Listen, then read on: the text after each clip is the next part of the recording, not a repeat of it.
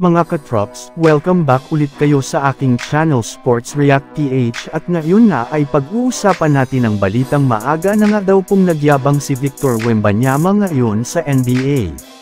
Pag-uusapan na rin nga natin ngayon dito sa ating panibagong video ang reklamo ng Los Angeles Lakers sa pagkatalo nila kontra sa Golden State Warriors.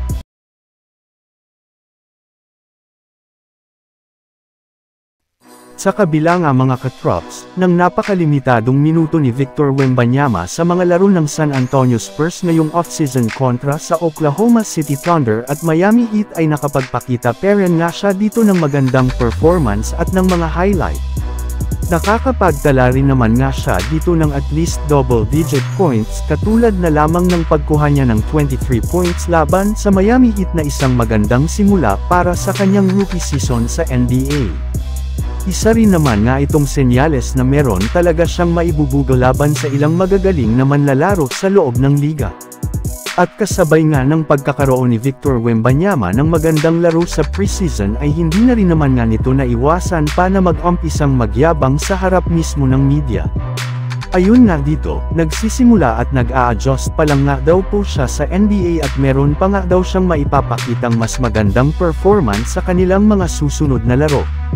Sa katunayan, plano nga daw po niyang dakdakan agad si LeBron James kapag nagkaharap na ang San Antonio Spurs at Los Angeles Lakers ngayong season.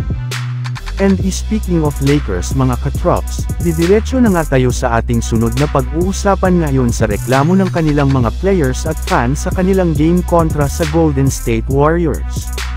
Bagamat man nga lamang ang Lakers sa kabuuan ng kanilang laro laban sa Warriors sa pangunguna ni Taurean Prince na nagdala ng 17 points, ni Austin Reeves na kumuha ng 16 points, LeBron James at D'Angelo Russell na parehong kumuha ng 12 points at si Anthony Davis na kumana naman ng 13 points ay nabigo peren nga sila dito sa score na 125-129.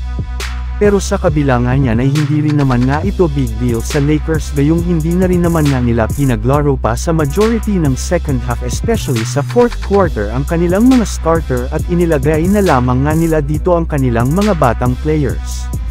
Subalit kahit na ganun ay hindi peren naman nga napigilan nina LeBron James at Anthony Davis na seryosuhin ang kanilang laban. Sa katunayan, napareklamo at napikan pa nga silang dalawa sa ilang mga questionable na tawag ng mga referee sa kanilang laro na siyang rason bakit natawagan ng technical foul si Anthony Davis sa third quarter. Maging ang mga fans rin naman nga ng Lakers ay hindi na rin naman nga ikagusto ang pagkatalo ng kanilang team ngayong araw gayong dahil nga dyan ay naswept na nga sila ng Warriors sa preseason. May ilan pa nga ditong nagsabi na mas gigil nga daw talaga ang Warriors na manalo sa kanilang laro gayong kahit man nga puro mga G-League players na lang ang pinapaglaro ng Lakers sa fourth quarter ay pinaglaro peren nga dito ng Warriors sina Jonathan Kuminga at Moses Moody na unfair rin naman nga sa kanilang laban sa preseason. So yun lang nga mga katrops ang handog ko sa inyong storya ngayong araw. Sana nag-enjoy kayo. Please like and subscribe my YouTube channel Sports React PH para sa iba pang storya at update patungkol sa NBA. Kita-kits muli sa ating susunod na video.